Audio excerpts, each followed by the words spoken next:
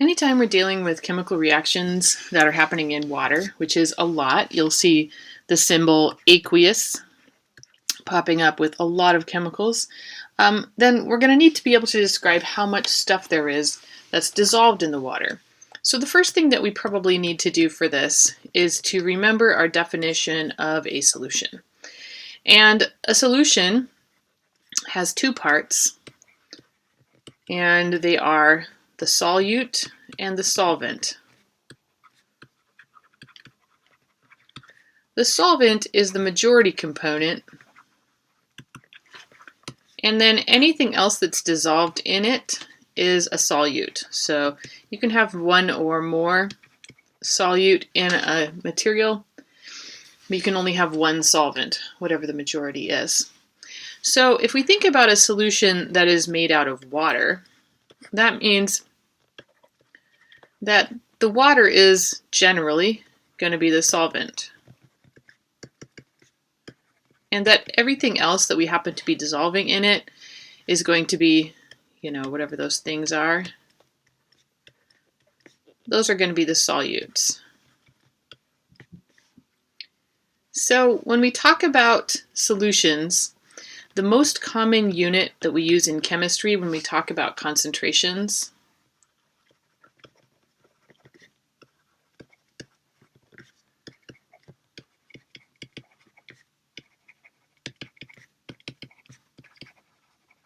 certainly not the only concentration unit you will encounter, but in chemistry, we will most commonly use molarity. And our symbol for molarity is a capital M. So molarity is defined as the moles of a solute divided by the liters of the whole solution. And this may feel like a bit of a minor point here,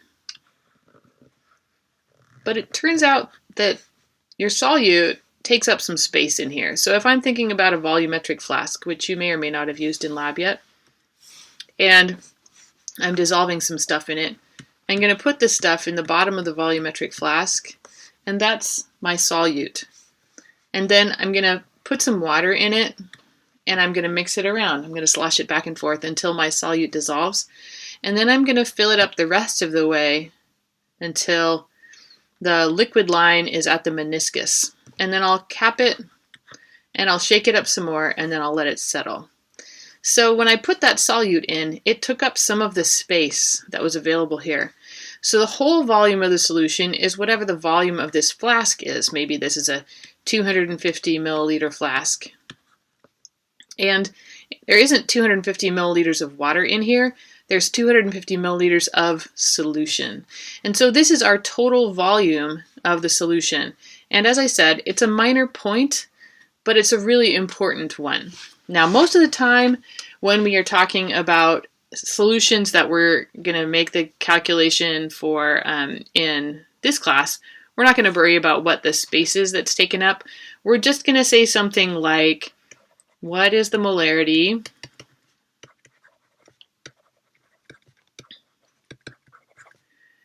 if 0.250 moles of sodium chloride are dissolved to make 1 liter of solution?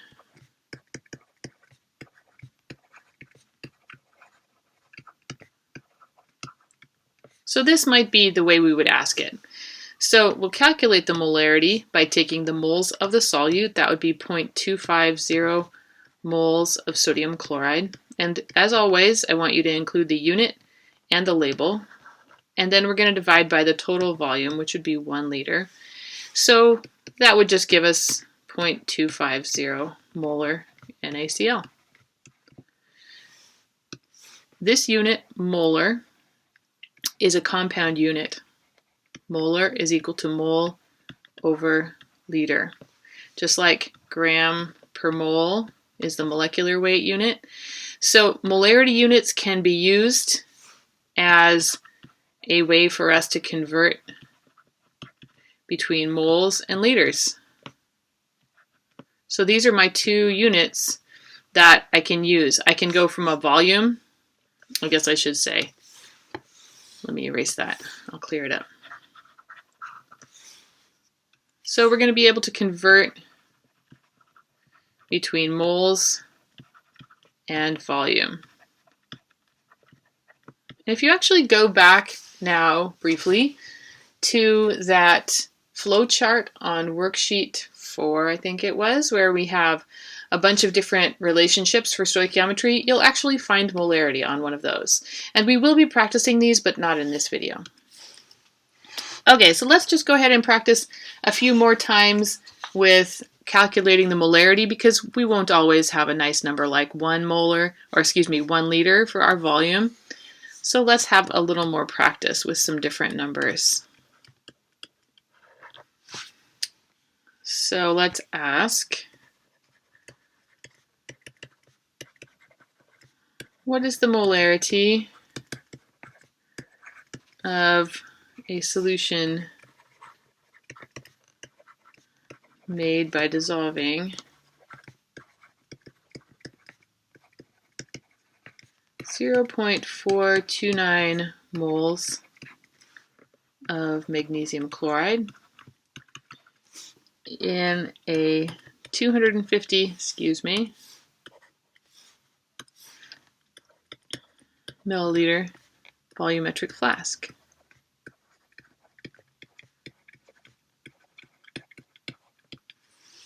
So in this one, you have one additional step, which is that you need to convert the milliliter units into liters. So pause the video and then take a minute and do that. You should have found that 250 milliliters, we'll write it out.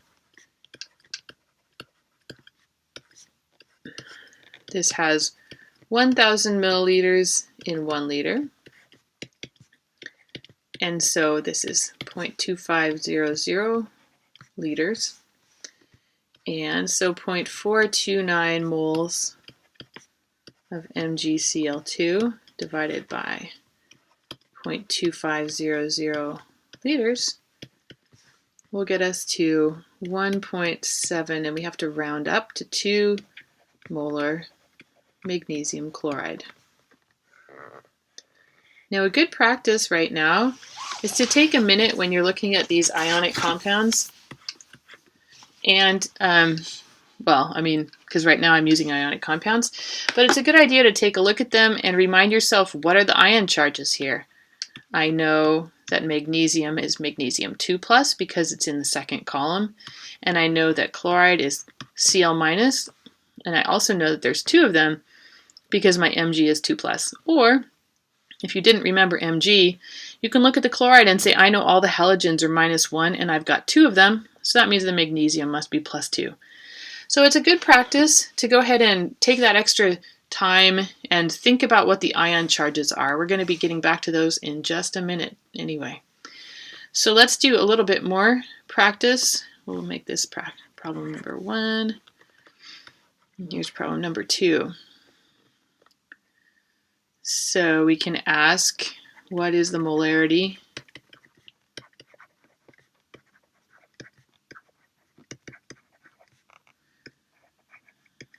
if 0.2951 moles NaOH are dissolved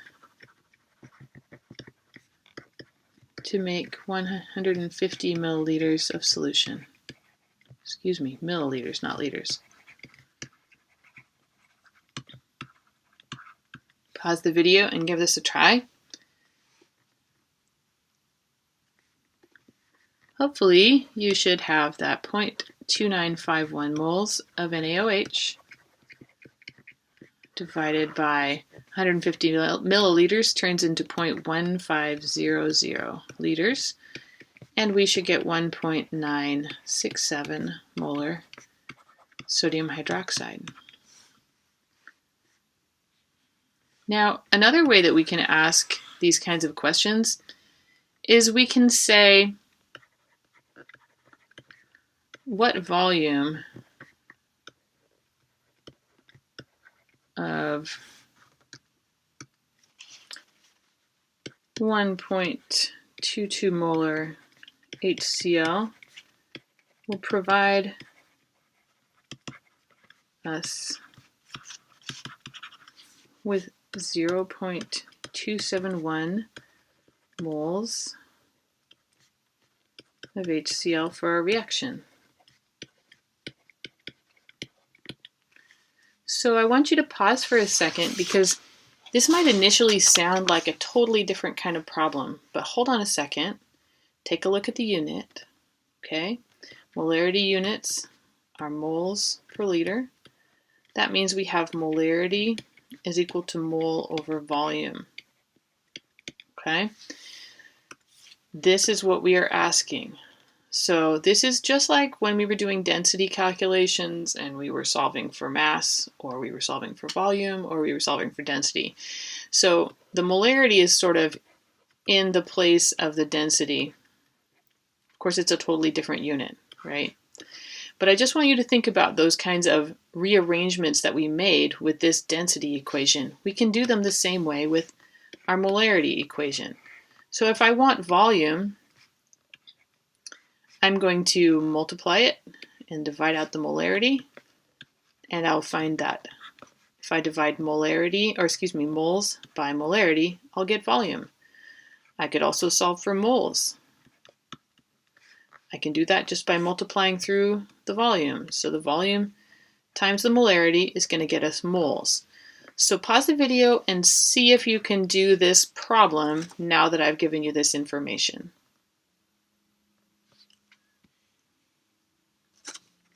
Hopefully you got that 0.222 liters is our answer. So if I set this up, the volume was equal to 0.271 moles of HCl. And this is what we were wanting. And our molarity is 1.22 mole per liter. Now, when I'm doing this kind of a math where I am dividing out moles, for example, I'm always going to rewrite the molarity units as moles per liter when I am potentially canceling out part of the molarity unit. So this way the moles cancels out and the liters goes into the numerator. And if you don't remember that, if we have 1 divided by 1/4, so remember that this inverts and multiplies in order to get out of it. So we'd have 4. And this is like saying how many quarters, 25-cent quarters, go into $1. And we know that the answer is 4 because we're pretty familiar with that kind of a conversion. But this helps to make that sort of abstract idea of 1/4 into something real. All right, so this was a scenario where we solved for volume. But notice we have 3 components here. We have been solving for the molarity in this scenario. And now we just solved for the volume, but we can also solve for the moles. So let's see what a question like that might look like. We might say, how many moles of sodium 2CO3, sodium carbonate, are in 72.5 milliliters of a 2.91 molar sodium carbonate solution.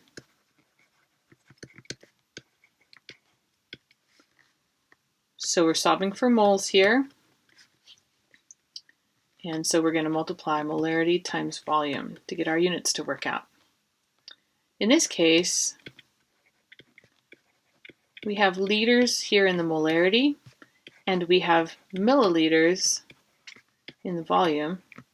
So you need to do that unit conversion and make sure that your units cancel each other out. This is why I keep on talking about the importance of writing in all of your units and all of your labels. This way you can see what the units are when you finish, and you don't accidentally leave out some units, which would be sad. So let's try a couple more practice problems using these two concepts.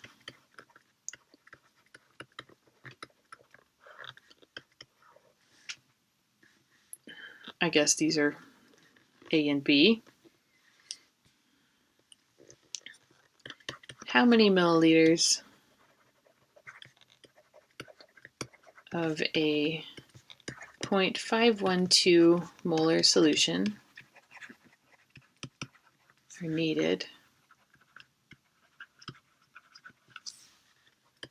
to provide 0.0250 moles of the solute?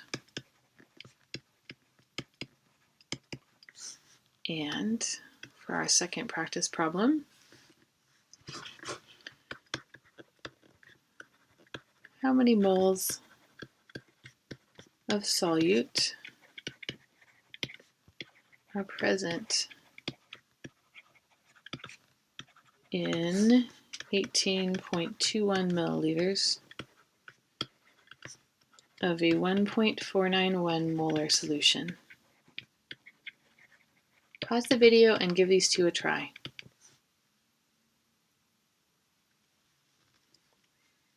Okay, so hopefully you got 48.8 milliliters here. Notice that I was asking specifically for milliliters, so if you originally solved it in liters and forgot to convert, it's always a good idea to go back and double check to make sure what the unit is asking for. Now, if you need that worked out, here it is. We have our volume. It's going to be the moles over the molarity. So we have 0.0250 moles over 0.512 mole per liter. And then, actually, I would find that very confusing to do the unit conversion yet. So I just solved for this, and it was 0.0488 liters. So then I took 0.0488 liters, and I multiplied by 1,000 because there's 1,000 milliliters per liter. And there we go. So for the second problem, we're asking for moles. The moles is equal to the volume times the molarity.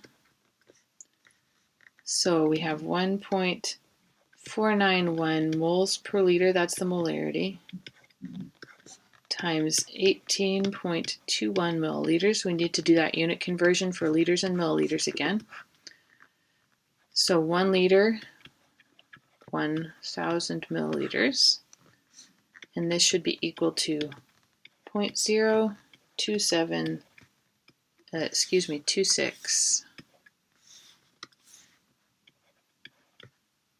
moles of solute that are present.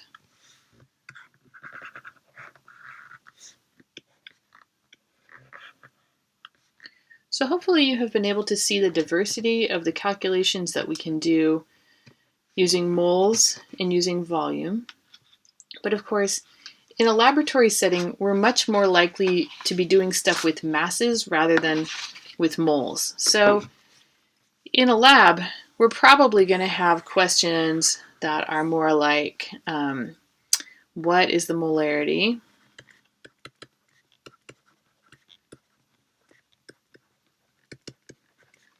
of KCl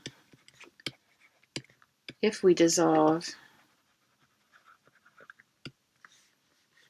82.41 grams of KCl in a 500 milliliter volumetric flask.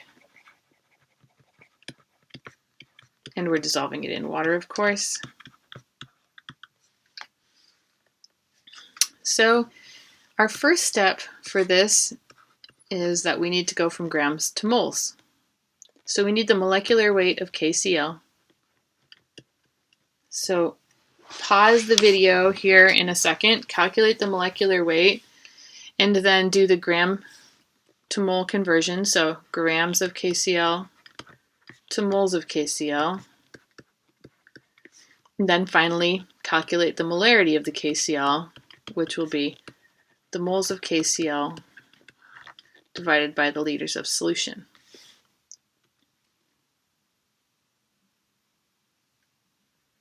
All right, so when I calculated this, I got 74.551 grams per mole for the molecular weight. So then when I did this mole or gram to mole conversion, my 82.41 grams of KCl, I need to divide out the grams, so I put grams of KCl in the denominator and moles of KCl in the numerator. And I can see from here that it's 74.551 grams per 1 mole KCl. So 74.551 goes in the denominator, and this will get me 1.105 moles of KCl.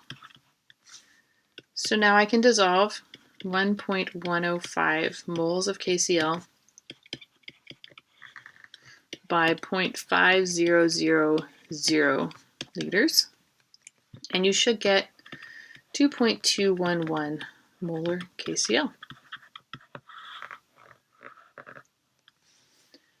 So let's try another one for practice.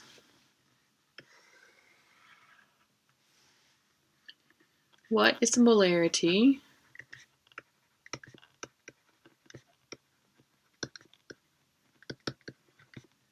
if 42.95 grams of FeNO3 are dissolved in a 250 milliliter volumetric flask?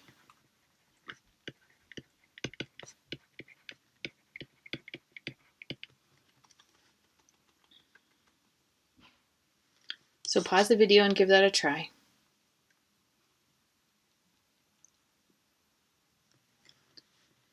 Here, 42.95 grams. I did just like I did before. I calculated the molecular weight. So 1 mole of FeNO3, I calculated that it weighs 117.849 grams of FeNO3. And this will give me 0.3644 moles of FeNO3. And then now,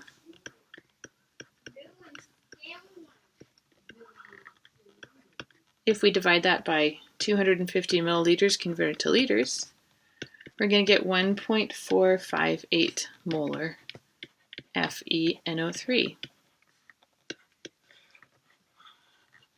Hopefully you already got that. The other thing that might happen in lab is that you might have a question like, how many grams of KNO3 are needed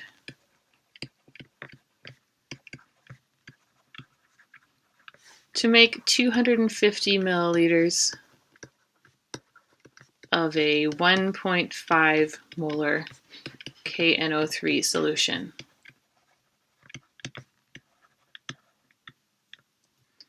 This is a very common kind of question that you will need if you are making solutions for lab.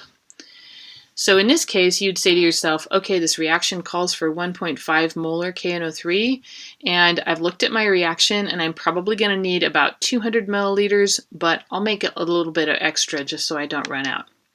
So how many grams do I need? So if we think about our units here, this is really just going back to that question of moles, right? Here we have a volume, and here we have a molarity. And notice that if we multiply the volume times the molarity, we're going to get moles. And we're already pretty comfortable with going between grams and moles. So once we get moles of KNO3 that we need, then we can easily use the molecular weight to find grams. So we would have 0.2500 liters multiplied by 1.50, and I'd like to rewrite this to say moles per liter, and this will give us the moles. So here we get, let's see, where'd I put it? 0.375 moles of KNO3.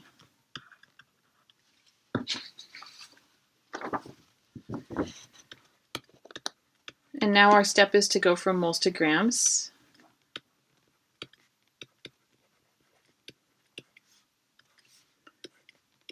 So we're going to look up the molecular weight, or rather we're going to calculate it. So when I did that, I calculated that 101.102 grams is what 1 mole of KNO3 weighs. So we would get 37.9 grams of KNO3 that we would need to dissolve in this 250 milliliter flask to make a 1.5 molar KNO3 solution. All right, let's try that one more time just to make sure we've got it.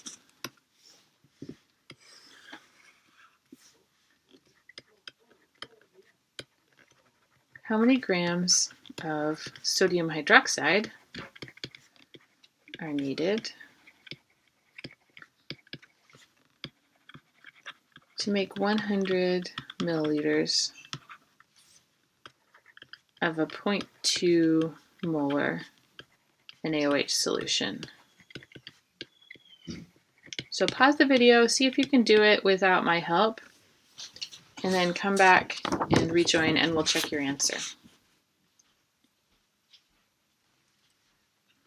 Okay, so remembering that moles are equal to molarity times volume, we took the molarity, 0.200 mole NaOH per liter,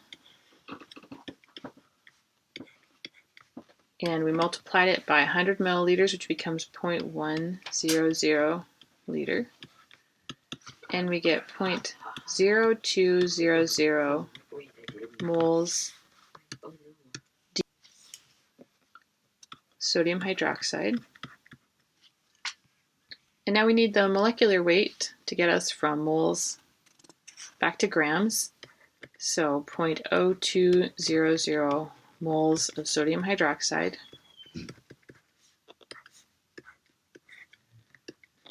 One mole of sodium hydroxide weighs 39.997 grams of sodium hydroxide.